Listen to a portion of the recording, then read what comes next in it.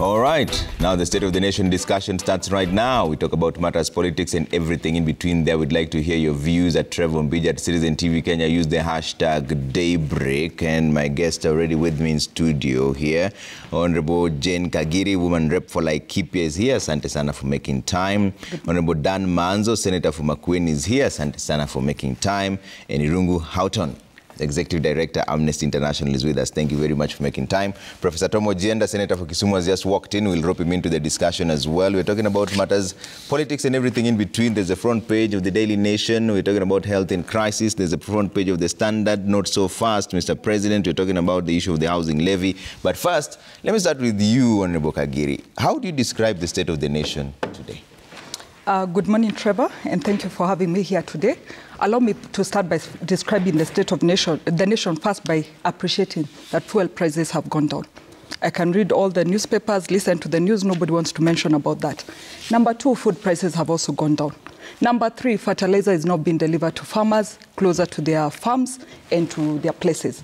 Number four, parents no longer have to go back into their pockets to pay for BOM teachers because our government has employed enough teachers. That's the state of the nation. Okay. Yes. All right. Honorable Manzo, how do you describe the state of the nation this morning? The nation is tricky. You know, first of all, the monies the government is supposed to levy to take to secondary schools and just schools generally, that money is not yet there. So school heads or principals are really struggling to keep the children there because they are expecting government to have sent these monies there. They haven't gone. They had serious delays. I don't want to say cost of living hasn't yet gone down. The only time cost of living will go down is when the fuel levy and the fuel taxes are reduced from 16 to 8%. Then you'll be assured generally. And you know, the health crisis, you see, you know, without doctors, how do you handle the crisis in hospitals? And in fact, most hospitals are full. You know, there are not enough bed capacities in hospitals, and most probably the lack of a doctor, because it's not easy. You can't train a doctor overnight, and not everybody qualifies to go to medical school. So I believe, you know, we are not yet there. We may have hope, but we are not yet there. The government has a lot to do, and the government has cannot be just told things are good when things are bad. They need to know a lot has to be done, improvement has to be done. The fertilizers which have been delivered turned out to be stones. This was a big story on your television, and you know, we want to avoid this. You know, these farmers be conned. You know, when you plant with the fake fertilizer, then it means you are not going to have any harvest. Currently, that's what I can say is the state of the nation. Okay. Irungu, how do you describe the state of the nation this morning? So I think the state of the nation depends on where you sit in the nation. I think the first thing we need to recognize is that there are people who have tremendous power and they have tremendous privilege and access. And for them, things are looking rather good because they have an opportunity to respond to the challenges that ordinary people don't have. But if you're on the other side of the spectrum, if you are poor, rural, and struggling with the lack of, I guess, financing and support from either the state or the market, the feeling must be restlessness and unsettledness. And if you look at the papers today, really they're papers. I think the word that probably is used most in all of the papers is the word crisis. So I think one of the things we have to recognize is that we are in a very restless, unsettled, and turbulent time. And part of it is political, part of it is economic, and some of it is social. Okay. Prof? Trevor, good morning. Good morning. Yeah, I think I want to look at things differently. Okay. I think the state of the nation is we are staring at a period with hope and transformation. Hope, Trevor, because within the health sector, we have 3 new statutes that have been enacted. We have a new framework for managing health in this country. And health has been taken to the people under the Social Health Act framework. That is number one. So there's a renewed hope in transformation. Number two, we have a new Housing Act, number 7 of 2024, which was enacted into law. And the reality is that we have housing developments, affordable housing developments in the country, in various parts of the country. The truth is that we are realizing Article 43 of the Constitution, the right to housing, and getting to the next level. Whatever, for me, what is important here is that we are seeing a growth in the economy. The dollar has come down to 135. It was over 150. And this is new hope, because we can see fuel prices also going down. So I want to see the glass differently. Mm-hmm. It is half full, not half empty. I think it is getting fuller.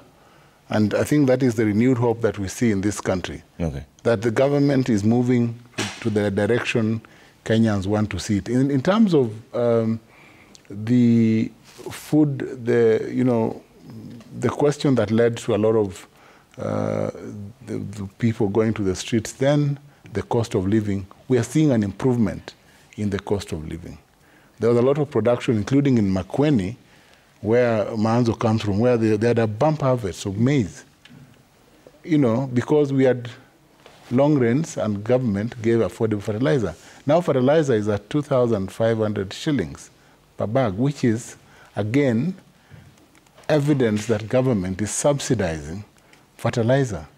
Now, the Kakamega story of fertilizer with stones, I am told, and I think we watch in the media, is something that perhaps is limited to a tailor-made product for a region. And I think that one will be responded to by those people who are responsible for that particular batch. It was the county government and other individuals, not national government, and that has not been anywhere. So Manzo should not mislead the nation by saying that fertilizers have stones. Okay. So I think let's look at renewed hope that we have a country that is transforming and moving to the next level. Okay. Trevor, that is the way we should see this country. Country that is transforming. Okay, before we get into the dailies, and I'd like to hear reactions on what everyone has described as the state of the nation, because you all live in the same state, but you describe it differently. But Honorable Kagiri, I'll come with it to you first. You said that there's some sort of hope and the cost of living has gone down. Is this really the situation even for the people of Laikipia? Have they told you that they are feeling much better now? Because across board, everyone is complaining. Extreme taxation. They're saying the cost of living is increasing. But you said that somehow things are good. Let me start by responding to Senator Manzo and telling him when he speaks of fertilizer that had stones, then maybe it may be the right fertilizer. Because looking at the previous harvest people have had, and especially I'm speaking about my people from Laikipia, they tell me this particular harvest, the harvest was bumper. And what they were telling me is, Jane, in fact, the quality of fertilizer this time was much, much better, and we've seen the results of that fertilizer. That said, though, Trevor, I'll give you an example, and I keep saying whenever I come to this show, allow me to speak the common man's language. I live for senior counsel to speak legal and all that. So I would want to mention, last year, September, I traversed my whole county. I have 15 wards. And I remember I had to deliver food to each of those meetings. And I served around 40,000 people from Laikipia County. And I was giving them maize, beans, and 2 kgs packet of maize flour. This year, Trevor, they have told me, if you intend to give us food, give us wheat flour, because we have a lot of maize and we have enough food. Number one, so when we speak about the common man's language, a time like this last year, maize flour was going for about 180 shillings. Today, the same packet of maize flour is going for 130 shillings. If you even do it for yourself, it is going for almost 100 to 120 shillings. So, Trevor, when I say that the situation has improved, it is better than what it was last year. I'll give another example of my own county, Laikipia. We have the affordable housing project. I remember I would drive in the streets of Nanyuki, and I would have many young men stop me and tell me, Jane, we have no food today. Today, the same young men are telling me, Jane, tumeambiwa tusiingie kazi kesho. Please talk to this person to ensure that we are back to work tomorrow. These days, they can even afford to buy me a cup of tea when I meet them in town. For me, I would want to join senior counsel in saying there is hope and things are actually getting better. I talk to traders who trade in Laikipia County, and they tell me, Jane, the dollar was so high, we were not even being able to go buy goods. Today, they are telling me the prices have come down. At least we are not even being able to come to Nairobi. Last weekend, I had a meeting with the 4 NT Sacco Matatus, and I challenged them and asked them, the fuel prices have come down. Do you want to tell me you have not yet seen that the fuel prices have come down? They laughed about it, but told me, Jane, business has improved. Because before, what traders would do, they would all come together, send one trader to Nairobi, in the effort of saving on the transport costs. They send one trader to Nairobi to come and purchase for all of them. Today, traders are coming to Nairobi, personally for their own purchases. So for me, that is a lot of hope compared to where we've come from. Okay. Manzo? Well, I'm not saying the nation should not have hope, but we are very lucky as a nation we had good rains. And, you know, we should look at the future in terms of when there are no rains, then there should be irrigated agriculture so that you can sustain. You see, this was just one-time thing. We've been going through a drought, and we really thank God there were rains, because if there were no rains, the situation would have been worse. We would be importing. We'll be losing on the dollar. So I think there is hope, but a lot more has to be done. When you say affordable housing has started already and is effective, unfortunately, you know, you cannot do a house without land. You must first identify what land, what county. And I'm sure we have a lot of abstract things, a lot of stories. The real story is that you must identify that particular piece of land. You must identify the people who are going to do the construction. I'll give you the example of Makueni. The president was there 2 weeks ago. There has been some houses of abandoned government houses which have not been dealt with for 30 years. Every time I was a member of National Assembly for 10 years, I brought up the issue every year, and budget was allocated, then removed. So recently, when the president came there for a church service under Narambi, he promised that in 3 days, the contractor will be on site. Now it is 2 weeks, he has never been on site. About 1,000 youths went there because they had been promised jobs, and as soon as the contractor arrived. And they waited for a week, gave up and went home. So things are not as good, you know, everywhere. And although we want to give people hope, it must be real hope. It must not be many stories and no action. We must see the real action. So the truth of the matter is the affordable houses have not yet been implemented. There's no budget for them. The collection of the funds is going on. It is not known where these funds are going yet. And you see, houses are done by private, you know, investors. That has always been happening. We've been having these projects already going on in Nairobi, in Kibra, upgrading system, and many other places. But there have been very many complaints that the people have been removed from the project. They are not the ones coming back to the project because they cannot afford the houses. So we need to tell Kenyans the truth. Things are still very tough in the country. There's very little improvement, if any. There are a lot of good stories, but no actions yet. Okay. Now that you've segued into it, and I bring in Irungu on this, it's still on the front page of the Standard. Now we're talking about the Housing Levy and the Housing Act, rather. Is this necessary, and was it done in the right way, Irungu?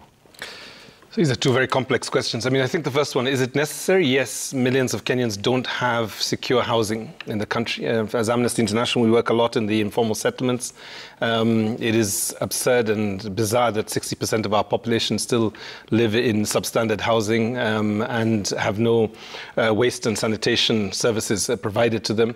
For the people of Mukuru Kwajenga, who were evicted 2-3 years ago, 40,000 households, they are still living in tents that were provided to them by the Red Cross. So the reality is very dire for many people. We have yet to calculate how many people lost their homes, for example, under El Nino and the flooding that took place and hit many counties across the country. So the issue of housing is critical, and as Tom would agree, and I'm sure Jane, even though she says she's not a legal practitioner, she would agree that housing is a right, and actually it is the obligation of every government to progressively move towards that. So I think, yes, this is a critical issue for Kenyans. I think the housing program has been beset by a lot of controversies, and I think the primary controversy, as I see it, is twofold. One is to do with transparency of the monies that will be created. There is still too much anxiety about whether or not the housing project will lead to anything except plugging the deficits that are there in terms of our debt obligations. And that's one of the concerns that people have had.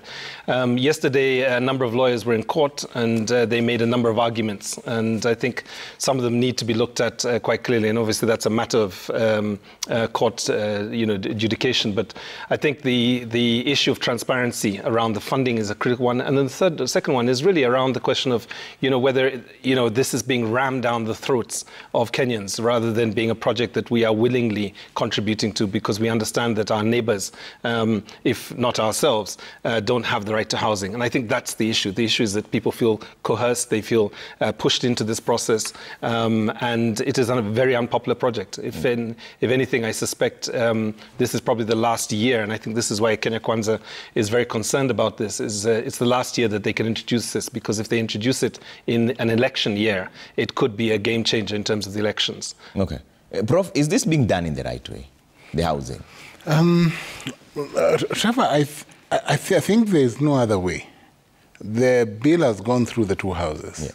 And initially there was litigation and the process was pushed back and there was a call for compliance with Articles 118 and 201 of the Constitution. Then public participation, which in my view was substantive. Parliament then went back, the National Assembly conducted public participation, and we had different views. Of course, the views may be that some people presented negative views and said the concerns were around contribution around the private sector, that eligibility for a house, for instance, the private sector should not be disadvantaged, but of course they must contribute. The framework of contribution, I think that is something that will be worked around. Then the discrimination question, the Article 27 question of why it should target employed individuals who should access the house and not others, and why some people should contribute and not benefit.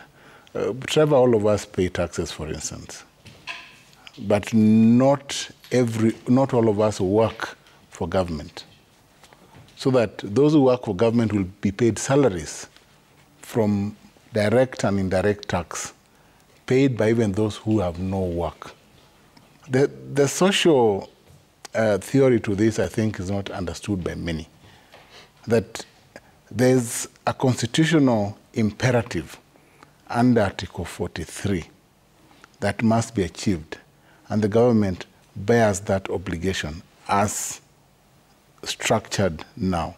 And I think it is lost to some individuals that when that 1.5% contribution is made on those who are employed, those who are privileged to have employment, I think there is that need, and I think this is where I think many people lose it, that you work, you are paid from taxpayers' money, you must make a contribution that goes to the public in the same framework. You cannot say that you want to earn and not pay tax at all and not improve the state of this nation. Number two, the framework under the Affordable Housing Act number 7 of 2024 allows any contributor to apply to be allocated a house by the board. That is there. So there's an option that is given under that framework. Yeah. Let me give you an example. When we join Parliament, we contribute from our salaries. And in as much as, Manzo will say a lot of things about the Affordable Housing Act and the litigation that is in court, but we as members of Parliament also benefit from a housing scheme and a project to which we contribute. And our salaries are deducted in Parliament. And I think many institutions do that. So I think let us allow those poor Kenyans who have no houses to also benefit. But there's another benefit that people, when Manzo said that in his country, in his county, workers came to site and did not see a project. So every county is eager to get a project. The housing project, affordable housing project, Trevor, in Homa Bay, is almost complete. The affordable housing project in Langata is almost complete. The affordable housing project in Nyandarua is on course. In Kisumu, 3 projects are about to commence. And so, even as we litigate, the truth is that this is the only framework that will allow us to improve some of the old housing estates that we have and that are now completely run down. Yeah. Estates like Ondiek Estate and others in Kisumu will at least come back to life with this project. But again, our youth, And our skilled lower level, the carpenters, the plumbers, will have an opportunity to interact with real contracts. In Homa Bay, when the president visited the other day, a youth group got a contract of 100 million to supply material for this project, a real game changer. And I think we must appreciate that bit of this project. This came to the Senate, and your party, actually, instructions why you should oppose it. Did you oppose it or did you support? No. My party has a framework, an affordable housing framework. Which party? In the manifesto. You know, Professor Ojeda switched to parties. Which party? Yeah, in the Professor Ojeda switched to parties. Yeah, in the ODM manifesto, even as Professor Ojeda switched to parties. In the ODM manifesto, affordable housing is one of the pillars. One of the pillars. And and you know very well that even the party leader Raila Odinga spoke well about he supported affordable housing.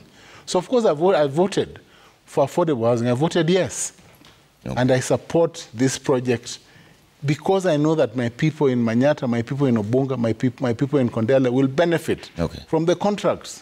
Manzo, why did you oppose it? Well, first of all, you know, there were quite a number of legal issues relating to this housing, and when the so-called public participation went on, it went on against a court order. And then secondly, when there is public participation, the ideas from the people, and Kenya has a lot of experts. We in Parliament are not the most brilliant people in Kenya. The fact that you are elected does not mean you know more than everyone else. So when Kenyans of expertise make a contribution, and that is not taken on board, then public participation has not taken place. Therefore, the manner of lobbying and rubber stamping justice act. Me, I'm brilliant. He's not brilliant. I am brilliant. And I know it. Let him finish.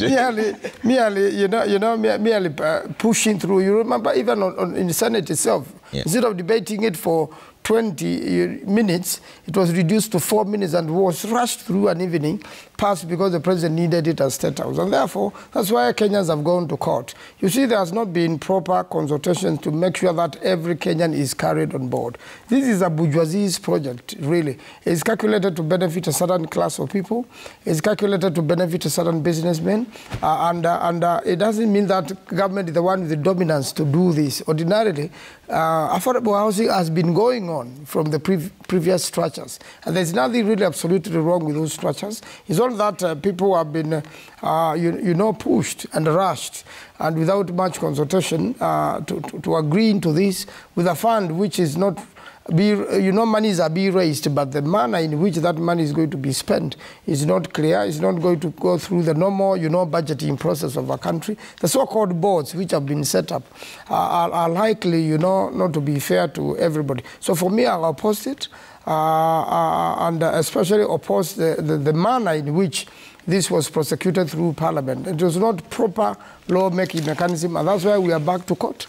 We want a proper structure which carries everybody on board, not a structure which has been forced through the throats of people, whether they like it or not. And that's why we want to hear what the courts will eventually say. I want to agree that Professor Ojeda is my senior, and we are going to face him in court. He can come and defend the government in court. Okay. And if okay, let me take a quick break here, Kegiri. I know you have to jump into this and also hear what Irungu has to say on this housing issue. But we'll also send in your views at Trevor Mbija at Citizen TV Kenya. Use the hashtag Daybreak. We're taking a quick commercial break. We're back with that conversation, and then we'll still talk about the health crisis as well. All right. See you shortly.